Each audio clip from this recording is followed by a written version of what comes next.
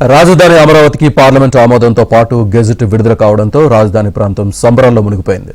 చట్టబద్ధత లభించిన శుభవేళ హైకోర్టు వద్ద రైతులు, మహిళలు భారీ ఎత్తున విజయోత్సవాలు నిర్వహించారు.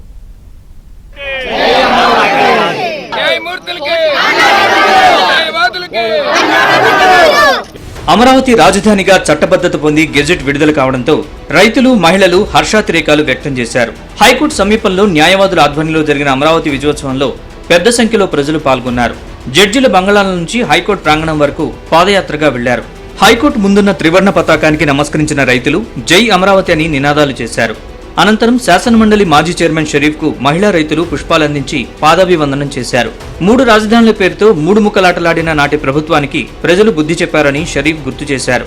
ఏదైతే 3 ముక్కలాటాడి అమరావతి కాదని ఎన్నికలకు పోయిన తర్వాత ప్రజలు కూడా వారి నిర్ణయాన్ని 3 రాజధానుల నిర్ణయాన్ని వైఎస్ఆర్సీపీ నిర్ణయాన్ని కూడా వాళ్ళు తృణీకరించారు.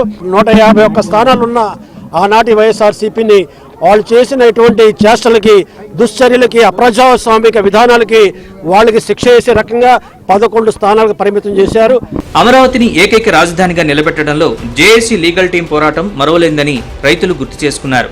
అటు న్యాయవాదులు కూడా అమరావతి రైతుల డిమాండ్ న్యాయమైందని, అందుకే అమరావతి ఏకైక రాజధానిగా నిలిచిందన్నారు. అమరావతి అనేది అజరామం అనేది మళ్ళీ నిరూపించబడింది.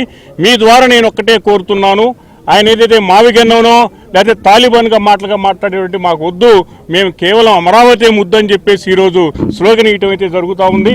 ఈ బిల్లు ద్వారా భారతదేశం మొత్తం కూడా పార్లమెంట్లో మన వాణి వినిపించి మన ఖ్యాతిని మొత్తం కూడా ప్రజలింపజేసినటువంటి మన భారత పార్లమెంటు సభ్యులందరికీ కూడా ధన్యవాదాలు తెలియజేస్తున్నాం. మరోవైపు విజయనగరం ఎంపీ కలిశెట్టి అప్పలనాయుడు తుళ్లూరులో రైతుల్ని కలిసి అభినందనలు తెలిపారు. శ్రీకాకుళం అరసవల్లి సూర్యనారాయణ స్వామి ప్రసాదాలను రైతులకు పంపిణీ చేశారు. గతంలో రైతుల పాదయాత్రకు మద్దతుగా నిలిచిన అప్పలనాయుడిని రైతులు శాలువాతో ఘనంగా సత్కరించారు. ఉత్తరాంధ్ర ప్రజలు తమ పోరాటానికి అండగా నిలిచినందుకు ప్రత్యేక ధన్యవాదాలు తెలిపారు. జగన్మోహన్ రెడ్డి వాళ్ళ టీము ఎంత కుట్రలబడినా 5 సంవత్సరాల అధికారంలో ఉండి వాళ్ళు ఎన్ని చేసినా తర్వాత వచ్చినప్పుడు కూడా మళ్ళీ ఇప్పుడు వాళ్ళు డైవర్షన్ పాలిటిక్స్ చేస్తూ రకరకాలు మాట్లాడుతున్నారు. ఈరోజు అలాంటి సందర్భంలో చట్టబద్ధమైంది.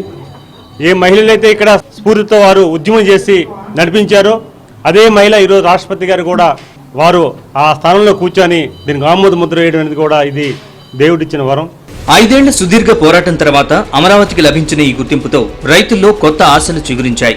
న్యాయ పోరాటం నుంచి చట్టబద్ధత వరకు అడుగడుగునా ఎదురైన సవాళ్లను అధిగమించి నేడు అమరావతి మళ్లీ రాష్ట్ర తలరాతను మార్చేందుకు సిద్ధమైంది.